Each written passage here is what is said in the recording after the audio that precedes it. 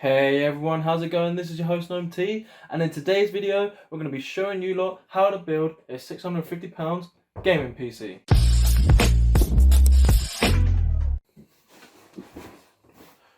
So what FPS can we see in today's video? So the titles that we're going to be running is Call of Duty Modern Warfare Warzone, Apex Legends, CSGO, and we're also going to be running Cinebench R20 for the scores on our CPU. So simply, we're going to be breaking down this video into 5 parts. Firstly, we're going to be talking about the components and what's going into the build. Secondly, we're going to be talking about the upgrade pathway and my opinion on what I think that should be upgraded. Thirdly, we're going to be showing you the build and how it's done in 2020, because some of you lot might know how to build a gaming PC in 2020, and we're going to be showing you that today. Fourth is we're going to be running our benchmarks. We're going to be using our benchmark reader with MSI Afterburner. Fifth and final is going to be my thoughts on the overall PC build, and just ending it on an outro for you lot. So let's rewind back to our first point, our components. So we are running with the latest and greatest CPU, the Ryzen 5 3600 with a base of 3.6 gigahertz and a clock boost to 4.2 gigahertz. On today's market, running with 6 cores and 12 threads, you are looking at probably one of the greatest CPUs for gaming and streaming and video rendering. You know what I mean? With 6 cores and 12 threads, it definitely gets the job done. So let's move on from the CPU and let's go down to the motherboard. So we got our M Mortar Max B450. So Ryzen 3rd gen ready. That's probably one of the best features on the motherboard itself, especially for B450 as well. Also, you got its M.2 turbo feature, which gives the max amount of speeds, and also probably the best, if not the best, feature on the motherboard is its USB BIOS flashback. So I want to explain that. So if you come into a problem with the BIOS, it's not fully updated. The retailers did not update it for you because they couldn't be bothered. They just wanted to take your money and give you the component. You might not be prepared. So if you've got a laptop or even your old build, like for my sake, you get a fresh USB, nothing installed on it. You put that in, you download the latest USB from MSI's website, store that, put it into the back of this motherboard, and you simply click and hold down the USB flashback BIOS button. What that'll do, it will blink a few times with its, I think it's blue LED light, and then for about a few minutes, depending how long it takes, it will stop flashing, and that means it's done. And then you can simply whack in your Ryzen 5 3rd gen CPU, and off and away you go. You can be happy. So let's move on from our MOBO and go on to our RAM. So we are running the Crucial Ballistics 16GB DDR4 3000 MHz memory at cast latency of 16. Very fast, very smooth. The good thing about this, you can overclock it to 3200 MHz, as Ryzen loves their speeds, their RAM speeds. So 3000 MHz is very nice. Upgrading it to, or overclocking it to 3200 MHz is even better if you can. Some memory might not let you have that. The reason why I went for that is it's a very nice kit, especially at cast latency 16, and I wanted a bit of RGB bling anyway. But if you didn't want any RGB and you wanted it to look very sleek and very professional, then you could go with the LPX Vengeance DDR4 3200 MHz RAM. 2x8 gigabyte kit, which will get you around about 77 quid in today's market. So yeah, let's move on from the RAM and let's go on to our case. So we are rocking the Cooler Master Lite 3.1. Good thing about this is it gives you 3 case fans, USB 3.1 ready. So if you've got the latest motherboard with rocking 3.1 USB, then that case supports it. Simply why I bought it, I wanted to save money because it is very cheap and it is very budget friendly. Micro ATX as well. I wanted micro ATX. Fits perfectly well with the B450M Model Max because that's micro ATX. So yeah, all fits in perfectly. So let's move on from the case and let's go to our PSU. So this is interesting, right? Some of you might not have heard it. Some of you might. It is a very underrated PSU. I never really heard of it until about a few months ago when I bought it. So it's the Thermaltake Smart RGB 80 plus white 500 watt PSU with a 5-year warranty, I might say. 5-year warranty is very good. Very good to include, especially coming from the marketing team. 5-year warranty, wow, that's gonna probably take a lot of you and be like, I should buy that. But yeah, 80 plus white. I did some research into that because I've never really heard of 80 plus white before. Thermaltake doesn't really say much about it. All I know is that some forums say it's related to 80 plus silver, so I'm gonna go by their word, and it's 80 plus silver. So yeah, moving on from the PSU to our storage. So I must say that the B450 Model Max does have M.2. I did not get an M.2 SSD. What I decided to get, I know you're gonna slate me for it, I know, and I'm sorry, but the reason why I wanted to go with these two is just to simply save myself some money. I went with a Crucial BX500 2.5-inch SSD. SATA SSD. For simply just to boot up in the OS, nice and fast. And for storage of games and videos and pictures and whatnot, I went with a Seagate Barracuda 1TB hard drive. But let's go from the storage down to the GPU. So we are rocking the RX 570, Radeon RX 570 by MSI. It is the 8GB version at GDDR5 and running with a core frequency of 1268 Hz. Very interesting, what I say. For the price, the performance is amazing. If you want something that's entry level to gaming, something that's very, very entry level, like you're just kind of dipping your toe in the gaming PC world, let's lastly talk about the Wi-Fi card. So, are you ready for this? So we are rocking the Gigabyte GCWB1733 D-I or 1. I don't know. It is PCIe. It's something I needed because the B450 is not Wi-Fi ready. So I needed something just to get me going, you know? My Wi-Fi router is too far away for me to stick in an Ethernet cable, and so I just went with the Wi-Fi card, and this does its job. It gets me about 14 to 25 ping on the titles that I mentioned earlier. So this secondly brings on to our second point. Hey, the upgrade pathway and what I think should be upgraded. So, what I think should be upgraded. For my sake, I think that your graphics card is probably the one to upgrade in this situation. Yeah, for me, I'll probably want to go upgrade it to a 5600 XT. For my case, because of its BIOS update and its recent update of its gigabyte as well. So this one's like 8GB. I think that our 5600 XT has been ridiculously upgraded, which is nice to see. The one thing I did not mention about this is that the price of all the components. I'm very sorry.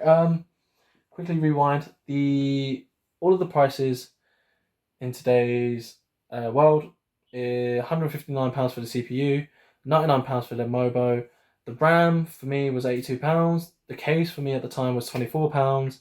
PSU was £25, but the PSU was £35. Storage was £25 for the SSD, £35 for the hard drive, £129.99 for the GPU, and the Wi-Fi card was £23. Giving this a total of £611.99 99p. Unfortunately, because of the pandemic, it has increased the prices of components up by quite a bit. If you wanted to build this build in today's market or today's world in 2020, you'll be looking around about £651, which is a £40 increase. I know it's crazy. For some people, it's like, oh, it's only £41, and you rich kids can go somewhere else because I'm a budget-friendly guy. You lot can go away. But 40 quid to some people, that might mean a lot. That might mean like a week's worth of wage or 2 weeks worth of wage to some people. So 40 quid can be a lot to some people. But yeah, it does go £1 over than the titled price in the title down below. But you know, we've got to round it down, baby. We've got to give it a sacrifice, give it a doubt, benefit of the doubt. So yeah, right, enough chit chat. I'm going to take you lot from here, put you lot on a bird's eye view, and we'll show you lot how to put this together and put it in the case. I'll see you lot over there. So, did you just hit my PC? Right, okay, bird's eye view. We got it on a 0.5 times zoom, so it's obviously zoomed out. Right, okay, so this is the motherboard. I haven't even taken it out of its anti-static bag yet. So how we're gonna do it is, sorry, I've got my brother in the room. He wants to watch, so he wants to watch. He wants to be your best friend. So I'm trying to take the sticky tape. Apparently I meant to put it back on the bag. What the? Yeah, I know. Okay. Right, so because it's only anti-static on the inside. So what my brother just said is you can't put the motherboard on top of the bag because it's the anti-static properties only inside the bag, not outside the bag. So you can't put it on the bag. What we're going to do is we're going to be breadboarding this motherboard because we can't, you can put it in the case and do it like that, but if nothing works or something goes wrong, then you have to take it all out again. So we don't want to do that. So, oh, it's so clean. Holy crap, man. Woo! I'm so excited. So this is very small. So we got all of our components here. We got obviously our VRMs under the heatsink right here, along there and along the top too. So that gives us our overclocking capabilities. We've got our brackets here that we screw in the backplate for. Oh, I've already got a backplate. So right, this is good. We keep this in because we got our Wraith cooler that's in our CPU. Yeah, first thing first is we want to get the CPU in. So we're gonna go get that. Oh, where's that? So we got our Ryzen CPU here. Got a little dinky switchblade, which is nice. So I'm gonna. How much memory is your? Have you got as a storage on this? A lot. Oh, okay, so we can film for a bit. So got ourselves a little thing. We've got to take the blade off. Safety is #1 priority, and we don't have any glasses, so we don't care. Right, so what we're gonna do? You need glasses for a minute, nice. Oh, that was smooth. That was so smooth. I wish I got that in camera. Oh no! I think we got more stuff to cut into anyway. So yeah, we'll show you like that and how smooth it is. My life. Right, so 2020 is a dead year. It is a dead year. So we've got instructions. We don't really need that because it's quite simple and straightforward. As he blows it up. As I blow up in my hands. Can we get focus on this? Yeah, we've got a Ryzen 5 3600 AMD Ryzen, made in China. Nice. By our people. Right, okay, cool. Probably zoom into it. Oh yeah, okay, can I? Right, okay, I'm going to quickly zoom. There you go, that's better. Yeah, so made in China. Got Ryzen 5 2019 by AMD, obviously. Made in China, so was I. So was I. If you don't know, me and my brother, we're both half Chinese, so it's fine. Yeah, go for it, yeah. Right, so as you see, like, instead of the motherboard having the pins like an Intel LGA motherboard, instead the pins are on the CPU. So when it comes to putting in the CPU, we've got to be very, very, very careful. Yeah, so we've got to find the golden triangle. In this case, it's the bottom left. If you can see the little golden speck. on here. So literally right there. Yeah, no, where's the thing on there? It's there. Yeah. Oh, so yeah, that's the only triangle bit. So on the. If I was to twist the motherboard. That's okay. So on the motherboard, you can see right there is the triangle that we need to match the golden triangle with on the Ryzen CPU. I'm gonna take out zoom. Right. Okay. So this is like my first like Ryzen build, so I'm a bit scared. I just don't want to bend the pin. No, you don't. But if you do, you can fix it anyway. Yeah, but it's not great, is it? Oh god. Oh god. Amateur mistake. I need to take the latch out. So we've got to lift the latch up. There you go. So I'm too busy talking. I'm going. I'm gonna bend down for this. Oh, first try. Nice. That was well good. No, you can touch it. It's just making sure. You gotta give it a little wobble to see if it's nice here and secured. And we push. Oh god. Push the lever down. Click it into place. See, no more wobble. It's nice. It's fixed. Jeez. Getting a bit nervous. One thing that you should do and have is some sort of container or small container that you can keep all your screws in. I didn't do that in my installation video of the Hyper 103, which led to me losing one of the screws. But I did manage to retrieve it. It was hidden in the back of the case behind my motherboard, so that's been there for a while. So, secondly, I don't know what I'm doing anymore, is we're going to be installing a RAM. So, we've got ourselves our ballistic gaming memory here. I'm packing. I'm packing, bro. Oh. 16 gigabytes? I'm unpacking. I'm not packing, bro. You're packing. First and Is that the best third. way to do it? Yeah, you can kind of mess around with it, but usually it's like first slot. So for anyone out there, when it comes to RAM, you can't put it next to each other because dual channel and it won't work properly. So in this case, we're going to be having it in the first slot and the third slot. So I'm just going to get my memory out. Got a grey, which matches some of the bits on the motherboard quite well. So what we want to do is match this notch up with, I don't know if you can see it, but with this notch here, just apply some pressure. Push it. There you go. Got that satisfied click. There you go. No, doesn't really wobble much. Thirdly, what we're going to do is we need to bring our PSU, which, no, it's right there on your left. What we're going to do is we're going to be plugging in our power connectors. So we're going to plug in our 24 pin, our 8 pin, and AMD Wraith cooler. Obviously we're going to be using that today, not the other one in the L build, just because why the hell not. I need a tone. I'm sweating so much, man. Right, so we've got one screw off. And then RGB! I'm back. So we got our second bracket off. Why is the plastic still on this? Why is the plastic still on what? The power supply. Oh, probably because I haven't taken it off. Alright, so there, yeah, we're back. We just had some technical difficulties. So, yeah, like I said, you want to leave the latch open and obviously have your notches line up with the notches on the PCIe slot. There you go. There you go. Click it down and now. Right, so what we're going to be doing is we're going to plug in the 8-pin connector there, 8-pin CPU connector in the top left, 24-pin CPU connector, power connector to the right, and we'll see if we can get a boot and a display on the monitor. So I'm going to quickly pause it here. I'll jump cut it.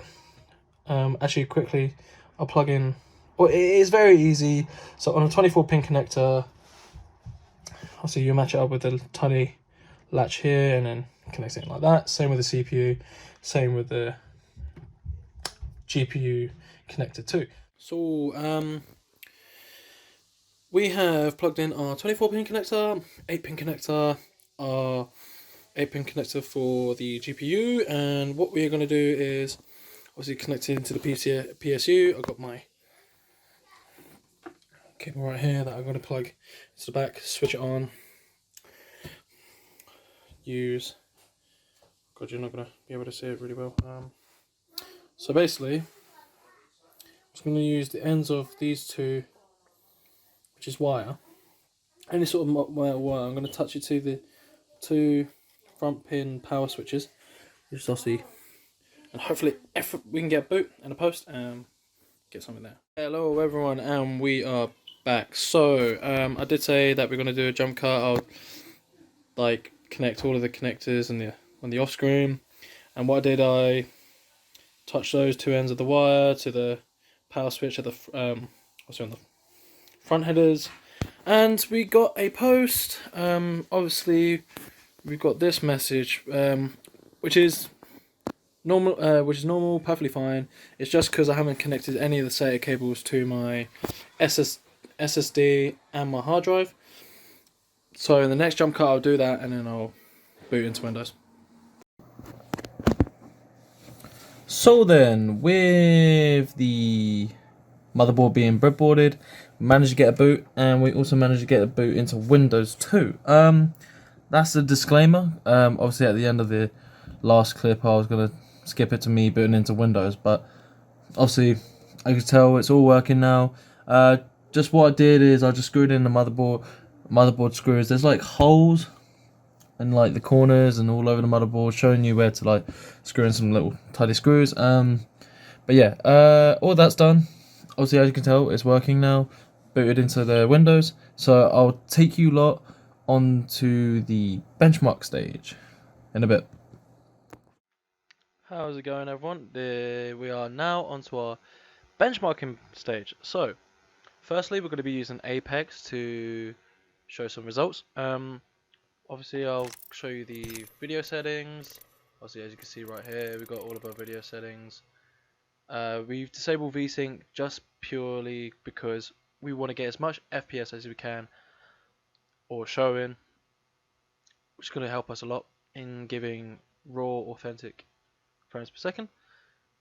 Obviously, all these seem quite high, but to be fair, I've balanced it out by turning the details low, everything low, just so I can get as much frames as I can, purely because this is an esports title. So we're flying in and we're getting around 60, 69, 70. It's gradually increasing. We'll run down here. Placing gas trap. Gas trap deployed. Placing them into Oh, you vendor. took my room, man.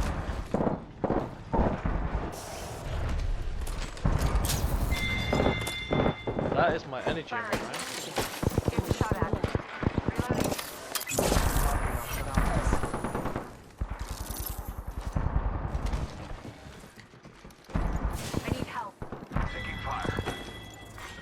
Round one. Beginning ring countdown. So far we're running about 109, 110. Inside the ring. Gas trap deployed. Reloading. Securing my walls. Reloading. Got one down. Reloading. Subject deceased. Street accolade. Scanning the area.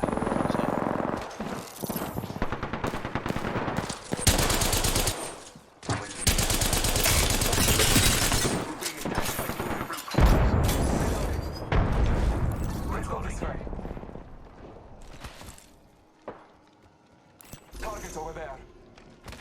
So yeah, we're running comfortably about 115 to 120. Gas trap. Reloading. Whoa!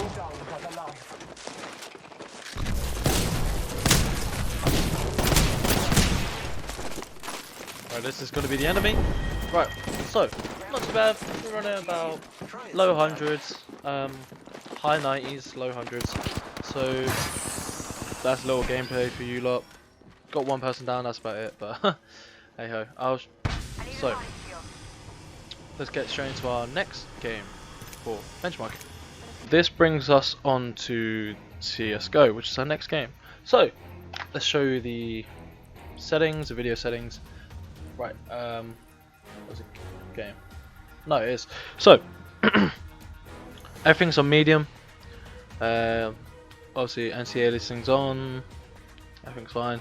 We disable motion blurs because obviously that affects our FPS levels by quite a bit. I'm just going to quickly turn down sensitivity because it's really high. I'm just going to turn it to 110, see how that goes. Right, let's get straight into a TDM, yeah? Well, that's the end of my run anyway. Obviously we're looking quite comfortably at around the high 200s, hitting low to mid 300s. That guy just tried to kill me, just didn't work. So yeah, let's move on to our next game. Right, so we are on to our Cinebench R20. Right, we're just going to get straight into this. As you can see right here, it's given us the score already, 32-30. Because I did this before, when I first built the gaming rig. So, I'm going to run it again, see if we get a high score, see what temperatures we're going to be running. So with temperatures, we're going to be measuring it with... Just going to let me open it. So we're going to be using HWin 64 or HWin low 64. I was going to use Specky, but it seems like it does not want to show up CPU temperatures. It's really strange. But full stress, it's looking at high 70s, not even touching the 80s, which is really good.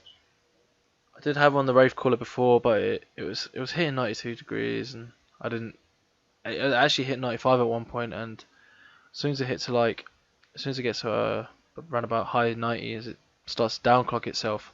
You don't want that happening. That's really bad. So yeah, it's not bad. Temperatures are looking okay. See what score we get. Oh, nice. So we got ourselves 3264. 6 cores, 12 threads, yeah. Tells us everything right here. It's not bad, not bad. So, let's go to the camera and let's do our outro. Let's do my final thoughts. We'll see you lot there. So then, with the benchmarks out of the way, this finally brings us on to our finale and the final thoughts of the overall build. So, where should we start? The case. So my opinions on the case, it does the job. For £25 on purchase when I got it, it does the job. It's very slim, very minimalistic. It doesn't give the best of airflow as there's only one source of flow for air to get through, which is right at the bottom of the plastic front cover, and also there's no mesh at the top, so then there's not a lot of airflow getting into it. So there's also the backplating where all the standoffs sit. That is not as far forward as I thought it would be. It is quite shallow between that and the cover when you put it on at the back, so it doesn't give you a lot of room to put your wires in and hide them, so I have to like stay here and make the PC build look very ugly. But to be fair, you can cover that with the cover. So what you could do is, yeah, you could leave it at the front, cover some of the wires. It looks nice, but to be fair, I wouldn't really recommend it as you're gonna just choke a lot of the open air anyway. So a lot of your components can heat up from that. If I was to recommend any other cases, maybe the Cooler Master Case Master Box Q300L. That's not bad. It gives you a mesh panel at the front, which provides a lot of airflow through that. And also for around £49, you're going to be saving yourself a lot of trouble just for an extra 20 quid. You know what I mean? Another case I would recommend is probably the Ryzen Tech Payson M, I think it's called. That's not too bad. If you want something that's quite open air, then go for it. The Payin, that's it. The Payin also provides a fully glass case. So then anyone that comes around and you want to show off that RG bling, then blast it right in front of their eyes and blind the hell out of them. But yeah, that's not too bad. That's if you wanted to spend like around 80 quid for a case, which is a little bit expensive, but I guess if you've got the right components, if you want to show off, then I would say go for it. Moving on from that, we got, what is it? Our CPU. So, my thought is the Ryzen 5 3600 is a very decent CPU. Is it a bit overkill? I guess for some people who are looking to just enter into the gaming world, as now there's more budget-friendly options such as the Ryzen 3 3100 and the Ryzen 3 3300X. Those two CPUs that are just being released are one of probably the killer CPUs for budget gaming and for anyone that's looking for a budget build. So maybe go with that if you want to save yourself an extra 50 to 40 quid. And with that 50, 40 quid, maybe you can get yourself some SSD, a new SSD, or maybe some more RAM, or even just a better case, just to get you guys happy, and if you want more airflow. Well, yeah, that's probably a good benefit and something that's ideal. Besides from that, yeah, the build's not too bad. It does the job. In the benchmarks as you saw before, the results are very promising. They're very interesting. Did have some problems with Modern Warfare. Wouldn't run at 1920 by 1080 for some weird reason, so I had to stick with 720. But I think when it does come to 1920 by 1080, you're probably looking around high 80s to low 90s anyway. But yeah, let's talk about the CPU cooler. So I did have the Wraith Stealth cooler that came with the CPU, but it did give me a lot of problems. It gave me a lot of problems in Cinebench. As soon as I started running it, the temperatures went straight to around 93 to 97, which is not ideal because that will downclock your CPU and you won't get the best performance as you want to. Also, another problem, as in games, are also running quite hot, around high 70s, low 80s, which, to be fair, you can get away with that with a Wraith cooler or any sort of cooler that gives those temperatures. But to be fair, as soon as I whacked in the Hyper 103, the temperatures dropped by a good 10 to 15 degrees Celsius. So in the benchmarks, we was looking around between 60 and 70 degrees Celsius, and on Cinebench we was looking at around 80 to high 70s, which is crazy. But with all that out of the way, that finally brings us on to the outro. So make sure to like, subscribe, and comment in the box below. I want to know what you lot would recommend putting in this build. What parts you would swap out, what things you would put in, and if you lot would happily do this build, then let me know. I can build that for you. I can get that sent out to you as well if you want to. But yeah, like I said, like, subscribe, comment in below, and I'll see you lot in the next video. Ciao.